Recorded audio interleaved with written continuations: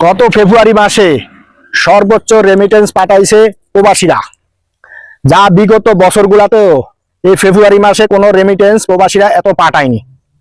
ফেব্রুয়ারি মাসে যত রেমিটেন্স গিয়েছে অন্যান্য বছরের তুলনায় তার সাথে দ্বিগুণ রেমিটেন্স প্রবাসীরা পাঠাইছে। এই যে দেশের অর্থনীতির চাকা সচল রাখার জন্য যে প্রবাসীরা যে রেমিটেন্স গুলা পাঠায় এবং অন্যান্য খাত থেকে যে রেমিটেন্স গুলো আসে, সব মিলিয়ে কিন্তু আমাদের রিজার্ভে একটা ভালো ধরনের রিজার্ভ হয় আর দেশকে খুব সুন্দর মতন পরিচালনা করতে পারে। যদি রেমিটেন্স প্রবাসীরা বৈধ পথে না পাঠায় তাহলে সরকার কোনো মতেই দেশ সুন্দরভাবে পরিচালনা করতে পারবে না। আর এই প্রবাসীদের উপরই যত নির্যাতন, যত হয়রানি, যত যা কিছু আছে প্রবাসীদের উপরই কি করে চাপিয়ে দেয়। না ভালোবাসে পরিবারের লোকজন, না ভালোবাসে দেশের লোকজন, না ভালোবাসে সরকারের কোনো লোকজন।